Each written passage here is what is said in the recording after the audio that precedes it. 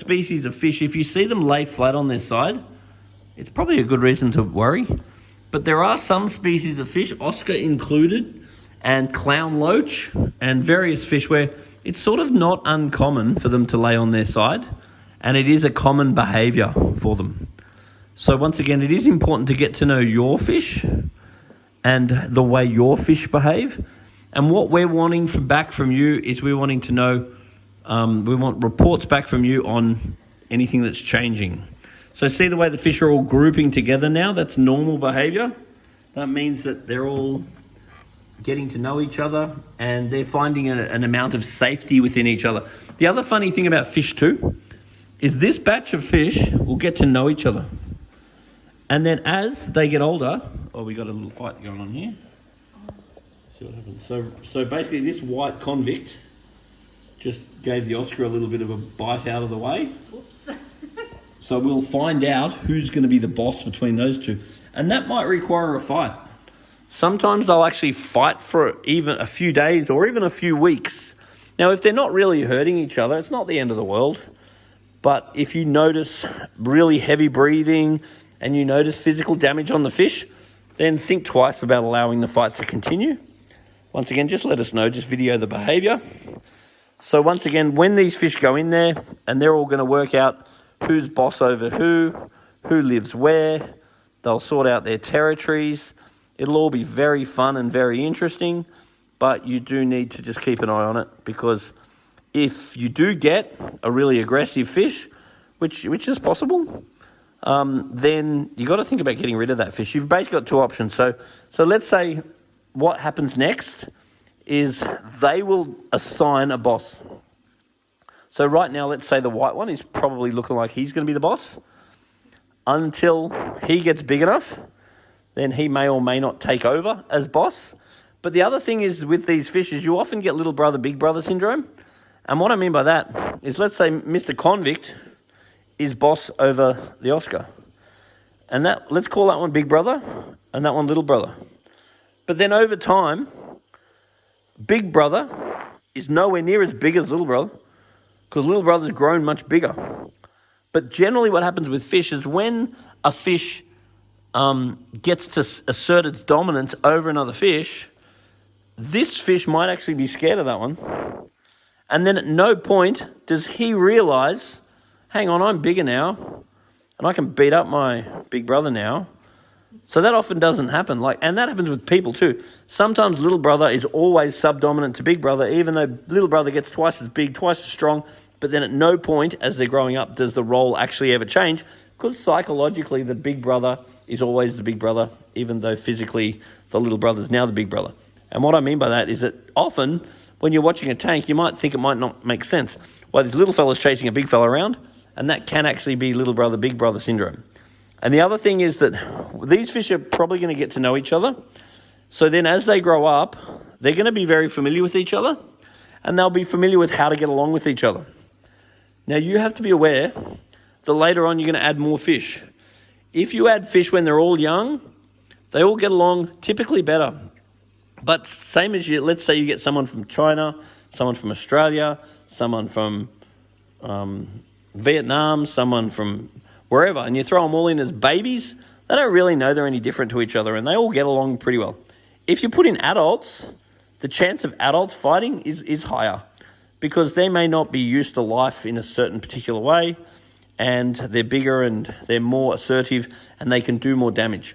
Now, another thing is when you're introducing new fish, it never hurts to rearrange the rocks and stuff, swap the ornaments, because then it disorientates the ones that are in there and makes them much more likely to accept new fish. Because if that's been like that for a long time, and this guy lives there and that guy lives there and this guy lives here and everyone's sort of carved it out, then new fish may not be welcome, because everyone's like, oh, that's cool, you can live here as long as you don't live in my house. And if the new fish can end up like a ping pong ball bouncing around. But if you swap it all around, change your decorations, put a bloody ship in there, put some rocks in there, swap it all, then what happens is everyone's suddenly disorientated. They can't find their house anymore. And then everyone's in the same boat to re-establish territories. And therefore the new fish are much more likely to get a go. So once again, all of this is advice that we can teach you.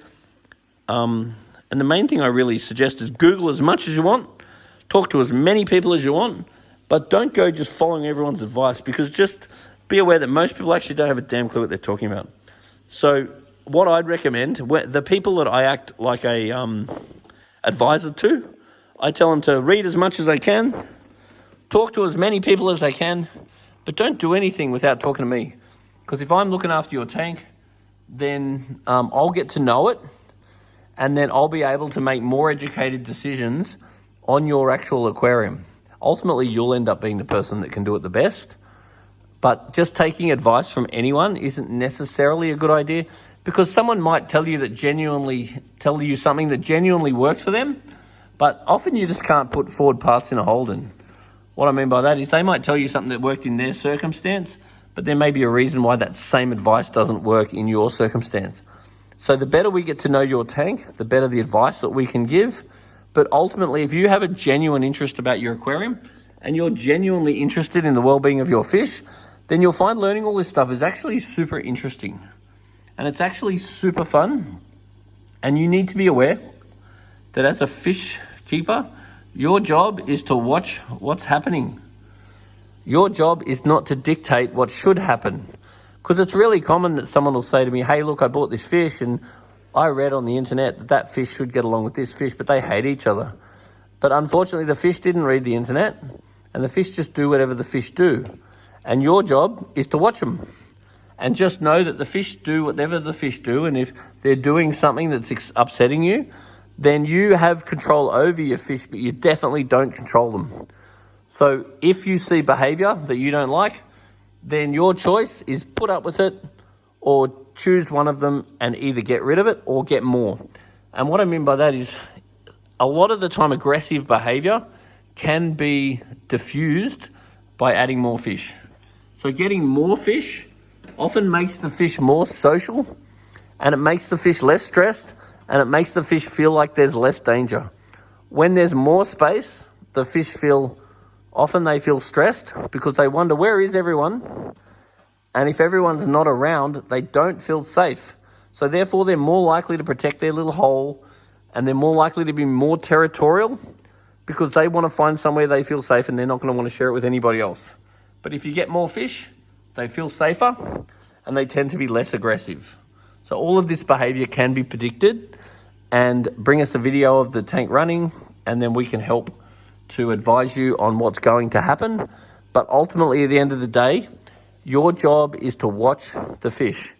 So if the fish do something you don't like, unfortunately, that's just part of having fish, because ultimately it's their tank and they do what they want to do, and you just need to make decisions based on what it is that they're doing without getting stuck on what they should do. Because ultimately what they should do is exactly what they do, if that makes sense.